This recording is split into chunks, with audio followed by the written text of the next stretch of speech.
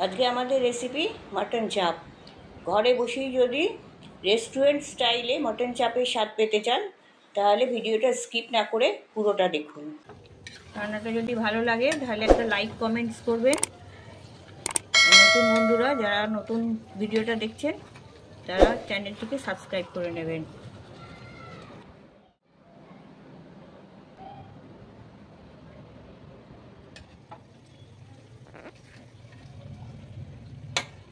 এখানে 1 kilo mutton আছে, সিনা আর চাপের পিস আছে। এখানে সিনা আর চাপের পিস থেকে এই রান্নাটা খুব ভালো হয়।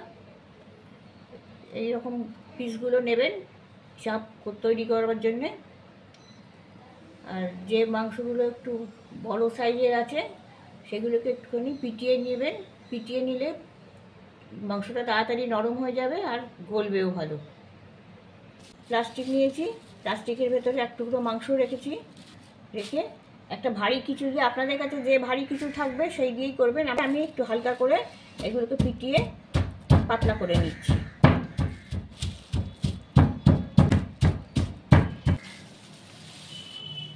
দেখুন এইভাবে পাতলা করে নিয়েছি। 1 কিলো মটন চাপের জন্য এই গরম মশলাগুলো লাগবে। এখানে আছে 3টে ছোটো এলাচ, একটা বড় এলাচ, 1 টুকরো দারচিনি, 3টে-4টে লবঙ্গ, 5-6টা গোলমরিচ, একটা জায়ফল একটুখানি, আর 2-3টে জয়িত্রীর পাতা। মশলাগুলো শুকনো খোলায় ভেজে গুঁড়িয়ে নেব। মাংসটাকে পুরো পিটিয়ে রেডি করে নিয়েছি। এবার আমি এগুলোকে ম্যারিনেট করে নেব।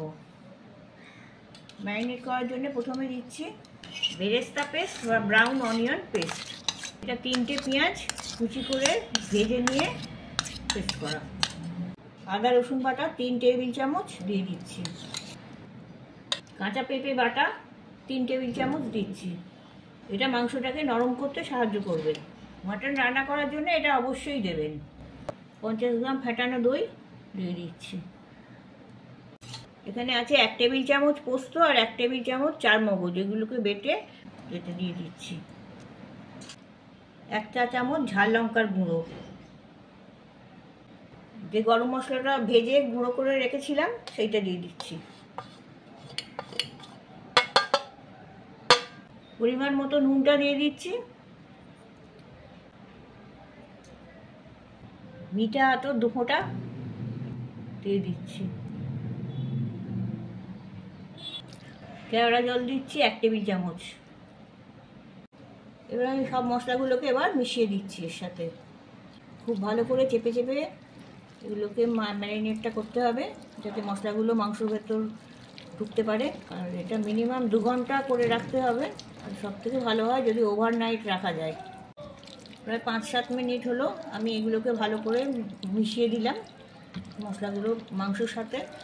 এবার আমি এটা 2 ঘন্টা রেখে দেবো এইভাবে। কড়াতে আমার 50 গ্রামের বেশি তেল আছে, এটা পেঁয়াজ ভাজার তেল। সেই পেঁয়াজ ভাজার তেলের মধ্যে আমি 3 চা চামচ মতন ঘি দিয়ে দিলাম। রান্নাটা পুরোটাই ভালো ঘিতেও করা যেতে পারে।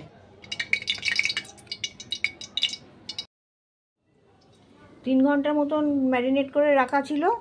এবার আমি এই ম্যারিনেট করা মাংসটাকে আমি এবার কড়াই যে তেল ঘি মিশিয়ে গরম করছি সেইটাতে আমি দিয়ে দিচ্ছি।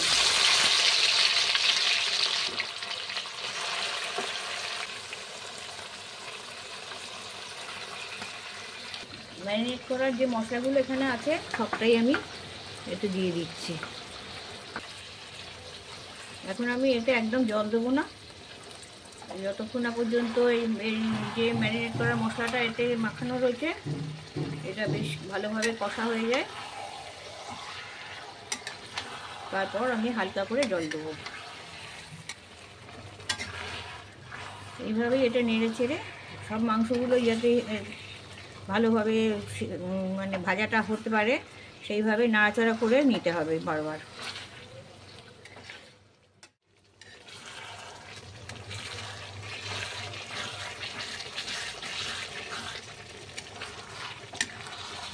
এটা আমার কষানো হয়ে গেছে, মাংসের রঙটাও চেঞ্জ হয়ে গেছে আর এখান দিয়ে মাংস দিয়ে তেলটা ছাড়ছে। এই সময় আমি 1 টেবিল চামচ ধনে গুঁড়ো দিয়ে দিচ্ছি। হাফ চা চামচ ক্রাশ করা গোলমরিচ দিয়ে দিচ্ছি, এগুলো মিক্স করে দিচ্ছি।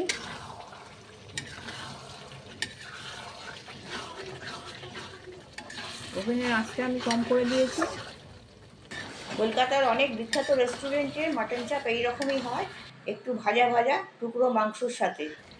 আর এইসব রেস্টুরেন্টে কয়লার আগুনে নেবু আছে 1.5 থেকে 2 ঘন্টা কোনো রকম জল ছাড়াই রান্না করতে থাকে। ওভেনে আঁচটা এবার বাড়িয়ে দিলাম, বাড়িয়ে দিয়ে ম্যারিনেট করা মাংসের থালায় একটু গরম জল নিয়েছি, নিয়ে এবার এর সাথে এটা দিয়ে দিই। এটা 2 কাপ মতন গরম জল আমি দিয়ে দিয়েছি। যেহেতু আমরা মটন চাপ বাড়িতে রান্না করছি তাই একটু জল ব্যবহার করেছি তাড়াতাড়ি রান্না করার জন্য। আঁচটাও একটু বাড়িয়ে আমি এটা ফুটিয়ে নিচ্ছি। এটা আবার ফুটতে শুরু করেছে। এখন আমি ওভেনের আঁচটা আমি কমিয়ে দিচ্ছি, কমিয়ে দিয়ে এবার একটা ঢাকা দিয়ে এটাকে যতক্ষণ না মাংসটা সেদ্ধ হচ্ছে আমি এইভাবে ঢাকা দিয়ে রেখে দেবো। প্রায় 40 মিনিট এরকমভাবে ঢাকা দিয়ে আমি রান্না করেছি। এবার আমি ঢাকনাটা খুলছি, তবে মাঝে মাঝে আমি ঢাকনা খুলে একটু নেড়ে চেড়ে দিয়েছি, তা নাহলে তলাটা যদি কামড়ে যায়, তলাটা যদি লেগে যায় তখন আমার মুশকিল হবে। মটনটা পুরো গলে গেছে, ভালো রকম সেদ্ধ হয়ে গেছে, একবারে নরম হয়ে গেছে, ভেঙে যাচ্ছে, হাড় থেকে মাংসটা ছেড়ে যাচ্ছে, খুলে আসছে এখান থেকে, খুব ভালো সেদ্ধ হয়ে গেছে। তাই এই রান্নাটাকে যদি আরও একটু রিচ করতে চান তাহলে সবশেষে আরও একটু ভালো ঘিয়ের ব্যবহার করতে পারেন। আমাদের মাটন চাপ রান্না হয়ে গেছে। এটা খামিরি রুটি, লাচ্ছা পরোটা বা প্লেন রুটির সাথে দারুণ খেতে লাগবে।